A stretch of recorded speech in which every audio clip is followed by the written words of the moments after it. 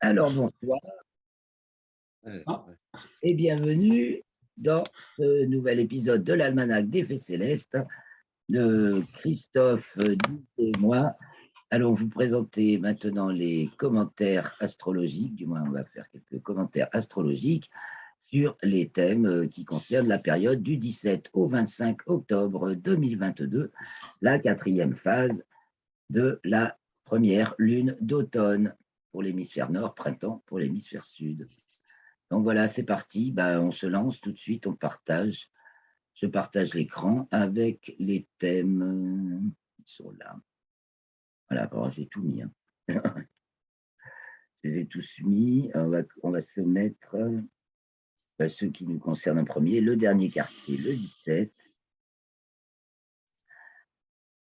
Voilà, donc c'est aujourd'hui où nous enregistrons d'ailleurs. C'était à 17h14 TU, soit 19h14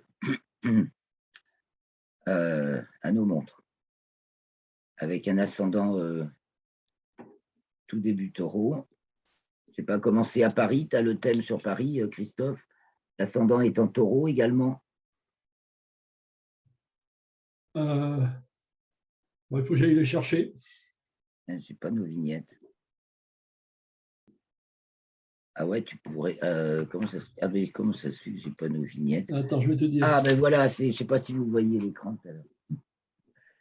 Ouais, tu regardes, tu cherches, on va continuer un petit peu, mais regarde, ouais. Ouais, ok. Avec la Lune, la Lune au fond du ciel en Le Cancer, 17 opposée 10. à Pluton, Capricorne en 10.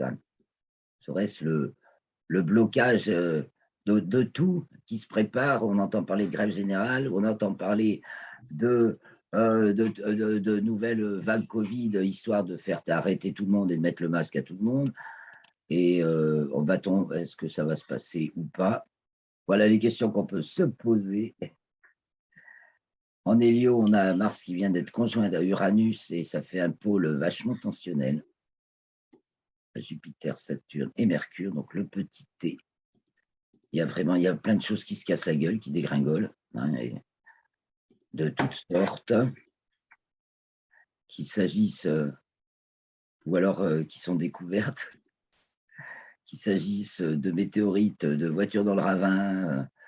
Voilà les événements auxquels j'ai été confronté, moi, ces derniers temps, en rapport avec ça, je ne sais pas vous. Alors voilà. Et donc on a un gros paquet, là, enfin le paquet du grand air qui va rester vachement serré, avec la conjonction supérieure de Vénus qui advient le 22, donc on va y aller. On va aller voir la suite. Euh, Donc le 23, le Soleil entre dans le signe du Scorpion. Alors ça va être pour parler du mois du Scorpion, donc jusqu'au 22 novembre, 23 octobre, 22 novembre, voilà l'ambiance, avec un Mercure balance culminant, magnifique trigone avec Saturne et Mars, donc du super Saturne harmonique. Ah, Mars toujours dans le signe des Gémeaux. Et donc c'est très Mercure, très signé Mercure. Mercure et Mars. On va avoir droit aussi à des passe-passe incroyables peut-être. Christophe, tu fais un boucan d'enfer. Avec tes Ah, ben papiers, oui. tout bazar. S'il te plaît, fais attention. C'est 5 taureaux l'ascendant. Ah, c'est aussi en taureau à Paris, plus proche, même plus avancé. Oui, pour le 17. Ouais. Et donc, qu'est-ce qu'on a? On a Uranus perturbateur et Jupiter perturbateur, tensionnel perturbateur dans le thème, ouais, c'est pas plus mal, dans le thème relation, franchement, ça, au niveau de l'autorité, ça chie dans la colle, comme tu dirais. Ça, il y a plein de contradictions et donc ce Jupiter qui voilà, il va rentrer, revenir en Poisson. Il est encore dans le premier degré du signe du Bélier, mais il recule, donc va se retrouver en Poisson le 28 octobre, je crois bien. Alors allons voir jusqu'à la nouvelle lune. Voyons quand même aussi l'héliocentrique pour l'entrée du Soleil en Scorpion. C'est une opposition Mercure à Neptune. On avait parlé d'embrouille. Ouais, mais là, ça se résout par Mars. alors, des trucs compliqués, embrouillés, qui se résolvent par Mars Taureau. Alors, c'est l'imposition de la force ou la santé, la bonne santé naturelle. Et on peut voir les deux dans Mars Taureau. Une bonne vitalité naturelle, aussi bien que la force brutale. Voilà, le taureau, un peu lourd. Mais on a aussi Uranus à côté, qui donne une élévation donc, qui peut être soit une élévation spirituelle, soit un ordre suprême qui, au contraire, contraint tout le monde. Mais maintenant, ça semble, je dirais qu'il y a une certaine, je sais pas, je vois pas beaucoup de rigidité là. Seul truc, il y a l'opposition Vénus à la Terre, donc la conjonction supérieure de Vénus, qui vient d'avoir lieu la veille, puisque ça se passe dans le dernier degré du signe de la Balance, puis les deux entre en Scorpion, le Soleil et Vénus. Je ne sais pas dans quel ordre, qui le premier, c'est la Vénus le 23 9h51 et le Soleil le 23 à 10h35, donc 40 minutes, je crois même 50 minutes plus tard. Donc les deux se suivent à la frontière Balance-Scorpion, sachant que avec alors qu'est-ce que ça donne en équatorial? Regardez, donc c'est Balance, pareil, équivalent Balance, même le Soleil arrive à 14 heures d'ascension droite, soit équivalent Scorpion pour les tranches d'ascension droite, le 25. D'ailleurs, le 25 à 17h07. Il est alors dans le 3e degré du signe du Scorpion. C'est entre le plan équatorial et le plan écliptique, ça veut dire qu'il est encore, je reviens sur les thèmes, il est encore, donc Balance, oui, il est déjà Scorpion dans le plan écliptique normal, et il est encore Balance dans le plan équatorial jusqu'au 25 à 17h, quand il arrive dans le 3e degré du signe du Scorpion. Donc on a le modèle dans le plan de l'objet qui reste encore Balance, alors que dans l'action, on est déjà dans le Scorpion. Puisque le plan écliptique, par rapport au plan équatorial, on peut dire que le plan équatorial, c'est le modèle en 2D, et le plan écliptique, c'est la scène, et là, c'est en 3D au moins. C'est pas à plat. Hein. Le plan de l'objet, c'est une image. Tandis que le plan de l'écliptique et le plan de la relation, il y a la profondeur. C'est au moins dans nos 3D classiques. Quoi. Et là, évidemment, on saute dans la 5D. Dès qu'on passe à la 4e dimension, on intègre la 5e dimension. C'est ce que les gens qui parlent des dimensions énergétiques disent. Ici, ça se voit avec le psoriasis, on comprend 1, 2, 3, 4. Dès que tu as fait l'intégration, tu as les 5. Enfin, tu as 4 plus 1, 5. 5, c'est le petit 5e que les Mayas mettaient au milieu de leur compte de tout particulier calendaire, avec lequel, d'ailleurs, ils ajustaient toutes les différentes échelles du calendrier. Bon, alors voilà pour le Scorpion. Ça va mordre, hein. Vous avez vu ce que j'ai annoncé pour la semaine. Le Soleil entre en Scorpion, donc il y a conjonction. Alors, d'abord, il y a le carré Soleil-Pluton, donc qui advient le 17 dans le plan écliptique. Donc, la Terre est carrée à Pluton, le Soleil en Léo, et le Soleil est carré à Pluton en géocentrique. Ça se passe dans le 27e degré Capricorne, et là, le 28e. Puis, nous avons donc, je reprends mon timing comme événement important. Mars qui passe à son nœud ascendant. Mars est donc dans le plan de l'écliptique, quand elle passe à son nœud ascendant, elle monte. Bon, Vénus, donc conjonction supérieure, elle est à l'apogée. Terre carré Pluton, donc le 21. Saturne reprend son mouvement direct, donc déclinaison minimale le 21 reprend son mouvement direct le 23. Vénus conjoint Soleil, tout ça, ça c'est en même temps. Et donc Soleil, Vénus entre dans le signe du Scorpion, Soleil dans le signe du Scorpion, Vénus en héliocentrique entre dans le signe du Scorpion, et la Terre en héliocentrique entre dans le signe du Taureau. Si Soleil entre en Scorpion en géocentrique, la Terre entre en Taureau en héliocentrique, et ça finit en beauté par le dernier croissant conjoint à Mercure, encore possiblement visible, le 24 au matin, la nouvelle lune avec éclipse partielle de Soleil, et donc la Vénus qui est derrière, et donc la lune qui est maintenant conjointe à Vénus pour la nouvelle lune. Donc revenons sur nos thèmes, ça nous fait un sacré paquet de trucs en même temps. Donc le 17,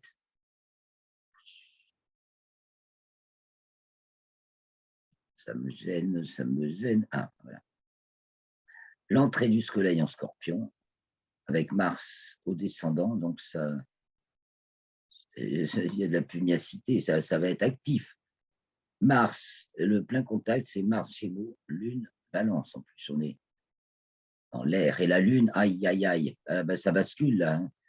Aussi, la Lune, perturbateur tensionnel en haut, là, en 9, est toute seule, juste opposée à Jupiter.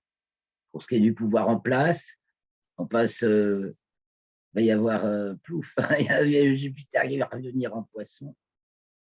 Il y a de la. On sent que un gouvernement de plus en plus fragile, qui est de plus en plus mis en ballottage, on pourrait déjà dire,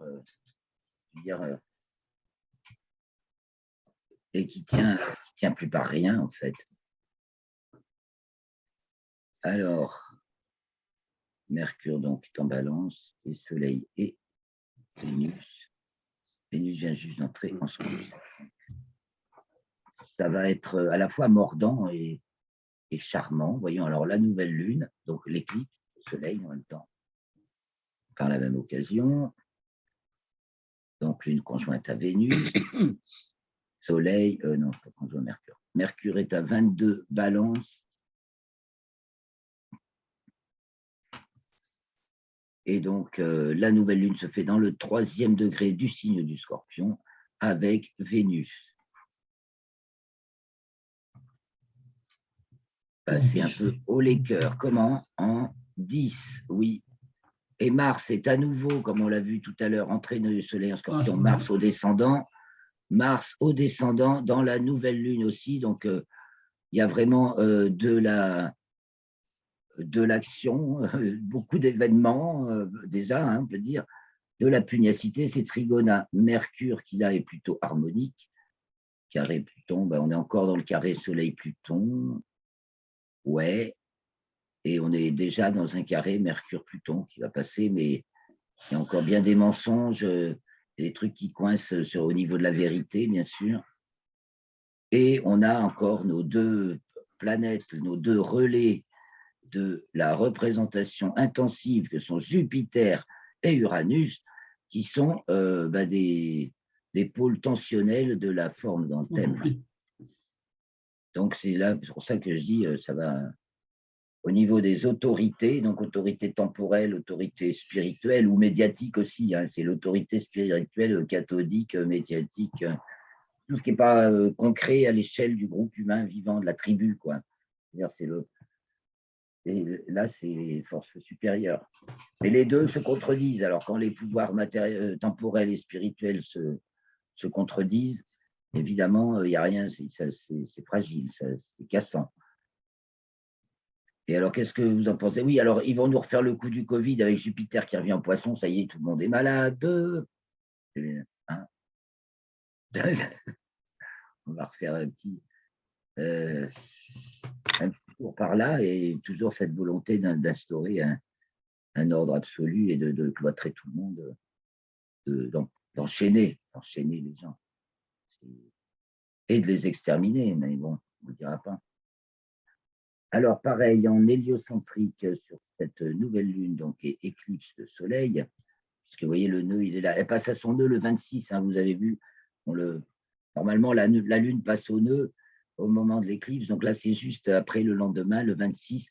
Pour ça, elle est au nœud descendant. Donc l'éclipse se produit au-dessus du globe, de la planète elle-même, au niveau de l'atmosphère.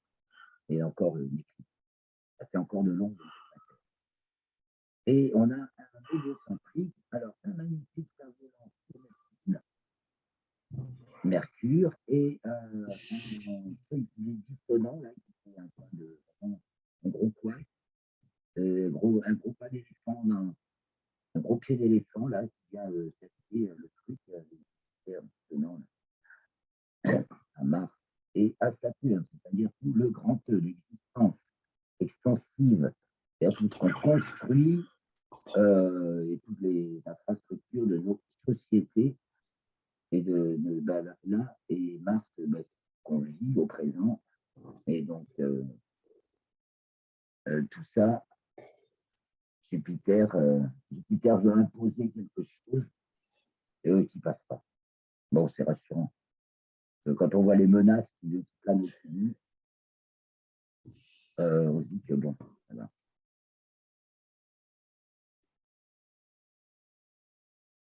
Qu'est-ce qu'on peut dire et regarder encore?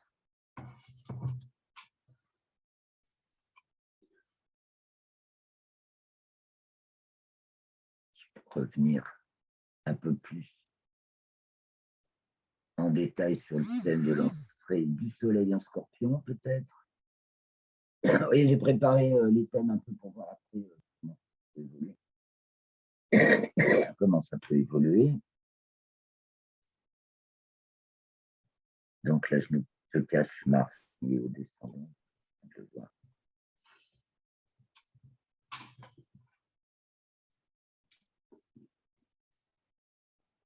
Ah, bah, toutes ces fenêtres. Bon, voilà. Je reviens sur le 17. Pardon, je mettais la main devant la bouche. Je reviens sur le 17 pour le dernier quartier. Dernier quartier.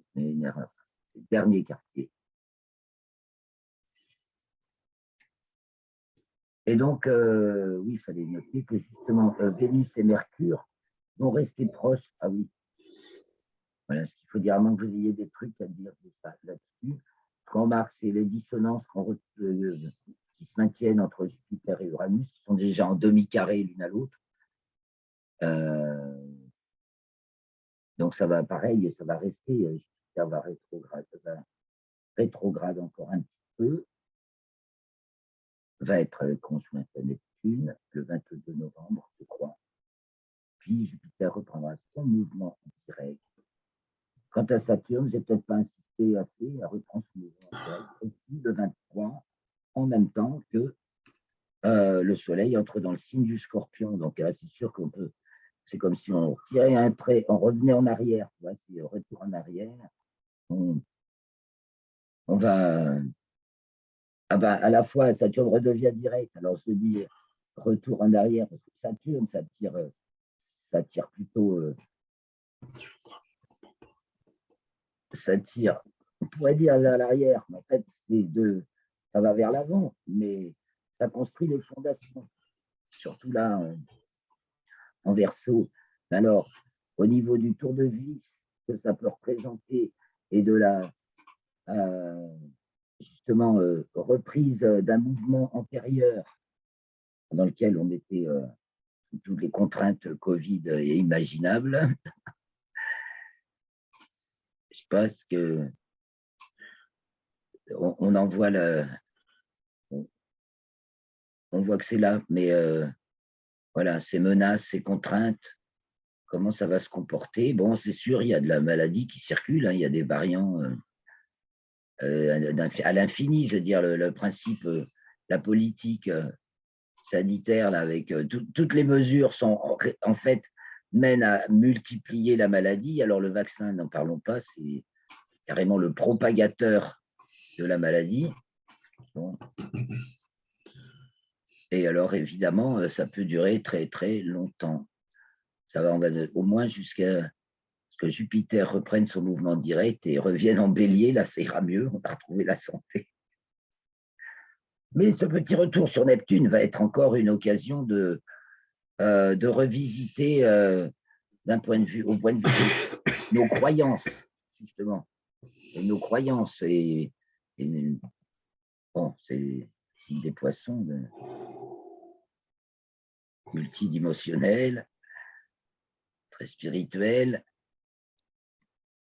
Donc, on va peut-être revisiter nos croyances et nos croyances sanitaires. D'ailleurs, il y a Mercure en face invite à le faire, se poser beaucoup de questions. Il va demeurer beaucoup de doutes.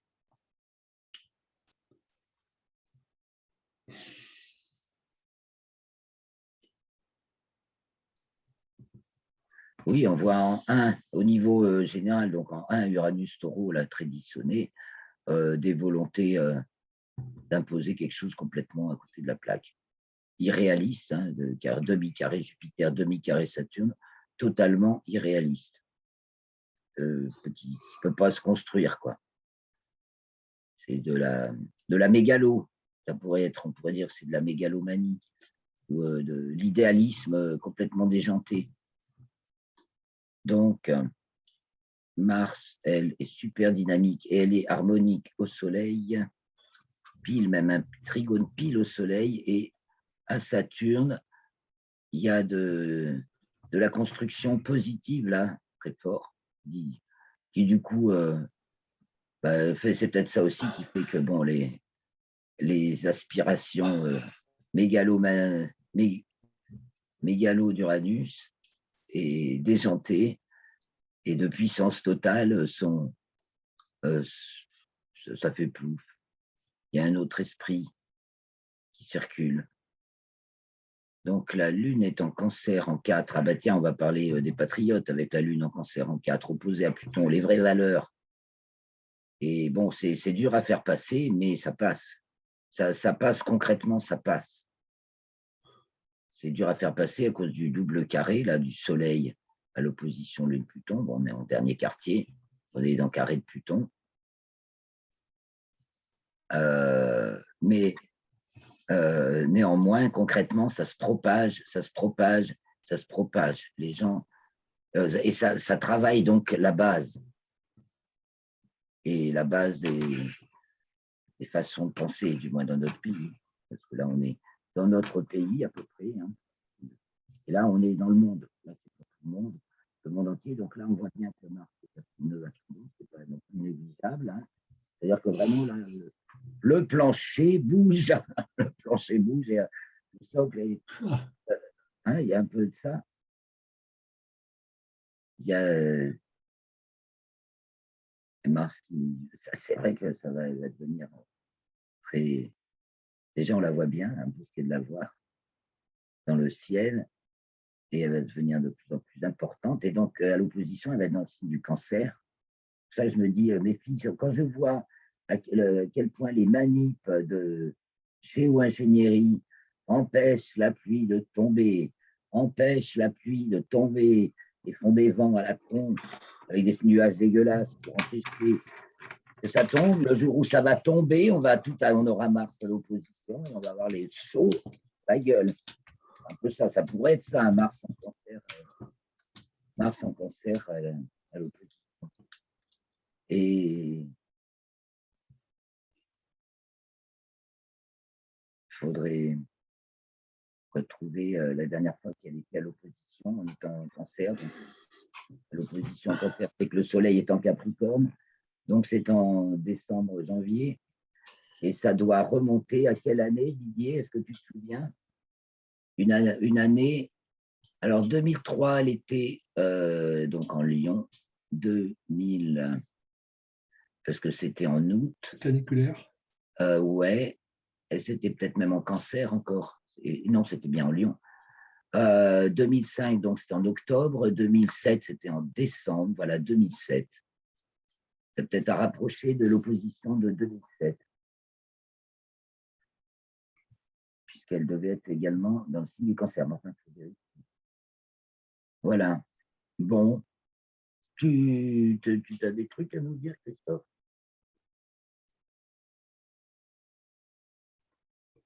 de spécial. Comment vois-tu les choses, toi, de ton côté? Toi, tu vois, oui, j'ai bien lu ton De mail mon côté, hier. je t'entends très mal.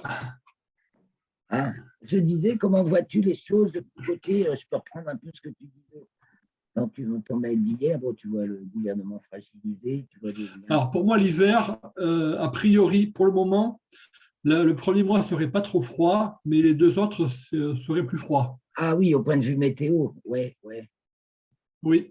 ouais, ouais, tout à fait.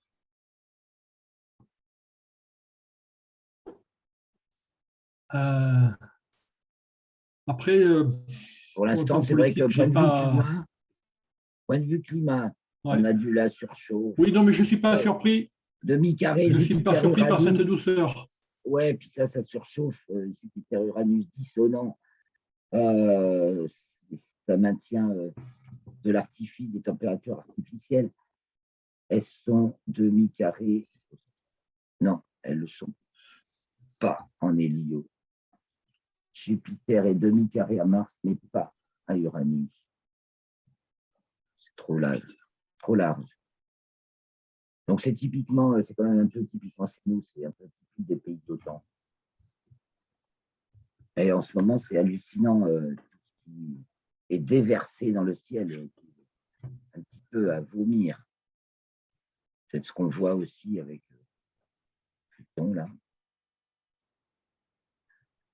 Voilà. Alors, on peut jeter un petit coup d'œil sur la suite. Bon, alors, je passe du 17, donc le dernier quartier. Au 23, le soleil entre dans le signe du Scorpion. Mercure est culminant en balance. Et Mars est au descendant. Mars qui vient de passer donc à son ascendant. Donc ça fait beaucoup de mouvements. Hein. Et est-ce que ça fait un blocage général? C'est vrai qu'on ne s'est pas demandé ça. Et Uranus est encore en bélier jusqu'au 28. On a en 5, alors encore de la surchauffe, parce que là, si tu veux, surchauffe avec Uranus en 5, qui est dissonante à Jupiter en 3, dans l'axe donc des températures. Là, et puis en face, on a quoi? Vénus est là. Là, ça dit déjà plutôt de la douceur. Ça rentre en Scorpion, mais ça va être mordant, quoi. S'il y a un truc qui est très mordant, d'ailleurs, voilà ce que je veux dire. Avec Saturne qui reprend son mouvement direct.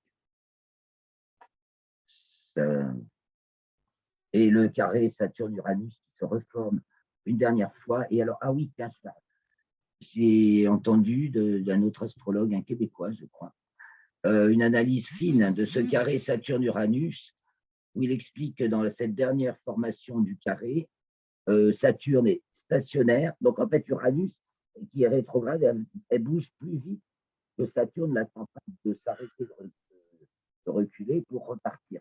Elle est stationnaire, donc elle se déplace moins.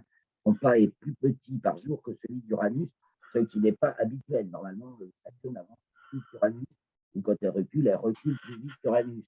Et le fait qu'elle soit au moment d'être stationnaire, eh bien, fait que Uranus va plus vite. C'est intéressant comme remarque. J'ai trouvé très intéressant. Parce que là, du coup, Uranus prend plus de force. Donc, il y a une survolonté, mais c'est aussi bien la survolonté d'imposer un état totalitaire qu'un ascenseur spirituel qui donne de l'énergie. On va finir là-dessus parce qu'il nous reste plus beaucoup de temps. Enfin, on peut encore prendre 5 minutes. Parce que tu vois, en refaisant le tour, il me revient les choses. On peut bien sûr aller jeter un petit coup d'œil après. Donc, la nouvelle lunaison qui va accompagner le mois du Scorpion, c'est donc on retrouve Mars. Quels sont les Oui, c'est ça. Et c'est orienté pratiquement pareil avec Mars au descendant en Gémeaux, l'ascendant Sagittaire dans l'entrée du Soleil en Scorpion, c'est Sagittaire aussi. Donc ça veut dire qu'on va loin. Hein. Alors en 1, on a Pluton. Ah ben là, Pluton qui fait un carré à Mercure. Ah, ça peut bloquer le mouvement, ça, c'est vrai.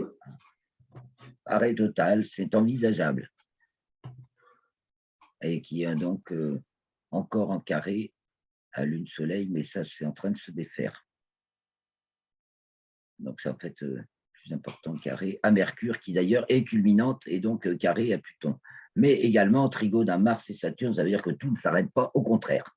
Hein, concrètement, ça c'est busy, busy, busy, c'est occupé, ça travaille à fond, relationnellement, dans tout, c'est actif là, carrément très actif, facile. Il y a plein de choses qui sont en train de se transformer et évidemment, on bute sur les points anguleux là comme ça.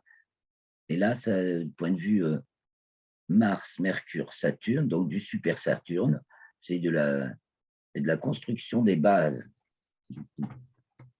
dirais-je. Et on peut regarder peut-être un petit coup d'œil par curiosité sur la suite. Donc la suite, le premier quartier, le 1er novembre, on a notre grande Terre à l'ascendant et ainsi que le nœud descendant de la Lune, l'axe des nœuds de la Lune, donc qui est Saturne, aussi dans exactement, l'axe c'est le de ciel. l'horizon. Et là, on a Uranus et le nœud ascendant de la Lune qui sont en 7, donc angulaires, et Saturne, oui, au fond du ciel. Donc, il y a vraiment une refondation, qu'en penses-tu? Oui. Hein, là, ça parle de... On est en train de refaire des fondations, puis là, il y a du nouveau qui sort. Hein, c'est comme les champignons, là. Il y a du nouveau qui sort. Et là, ben là, c'est pas du gentil, là. Hein, c'est tendu, là. Toutes ces nouvelles figures, je sais pas, c'est qu'elles ne plaisent pas. Ah, c'est peut-être tous les meneurs des mouvements souverainistes qui n'arrivent pas à s'entendre entre eux. Ah, ça, c'est le problème. Ils n'arrivent pas, ils veulent tous être le seul, mais il va bien falloir trouver une solution, hein, parce que Il n'y a ça, pas ça va de être ça le oui, mais problème.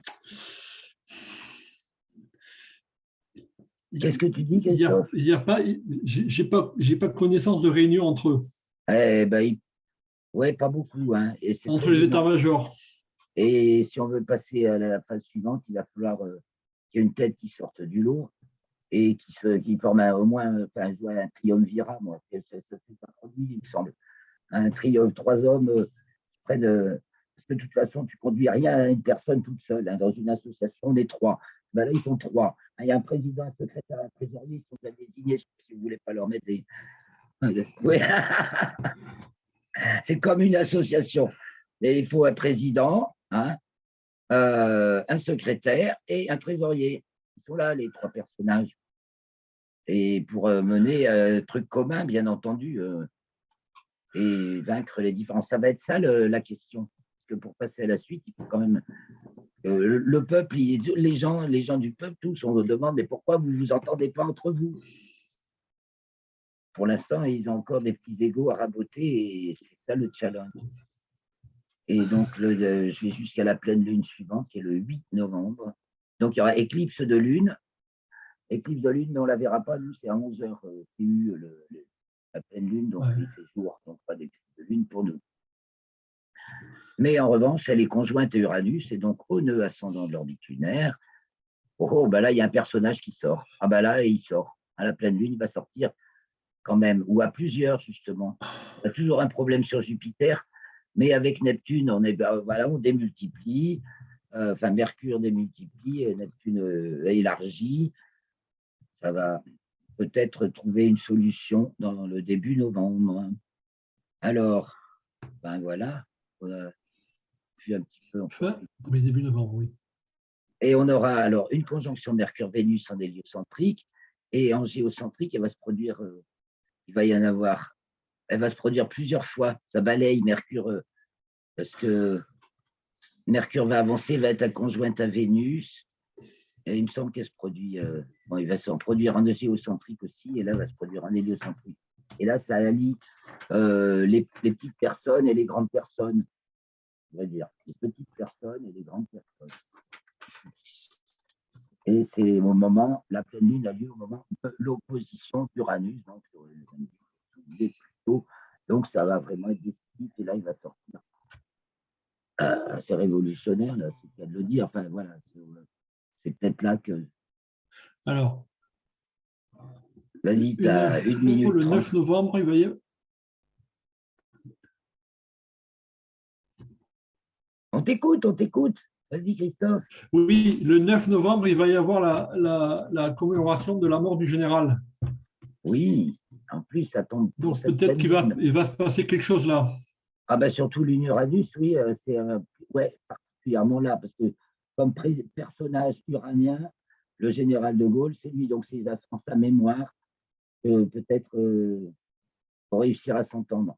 Certainement, on va invoquer, Ah, en tout cas, il y en a un qui, en tout ah, cas, il y a loin, et c'est tensionnel hein, quand même, tendu. Là. ouais. Allez, on va se. Mais il va y avoir tous les Et là, souverainistes qui vont aller là-bas. Les qui. souverainistes vont aller là-bas. Ah ben Tout le oui, voilà, monde. ils vont tous se Il va retrouver. y avoir un rassemblement. Bon, ben nous, on va Voilà. bientôt se quitter. On se retrouvera lundi prochain, lundi 25 octobre, 24 octobre, puisque la nouvelle lune est le 25 mardi. Ouais. Et donc, en attendant, bonne semaine. Et suivons de près tous ces événements, parce que là, c'est rocambolesque. Hein. C'est le grand changement, là, on est en plein dedans. Hein. Donc, gardons la tête haute et le cœur joyeux et Ouais. les pieds sur terre, la tête dans les étoiles, les mains à l'œuvre et le cœur joyeux. C'est la devise de Rocasse.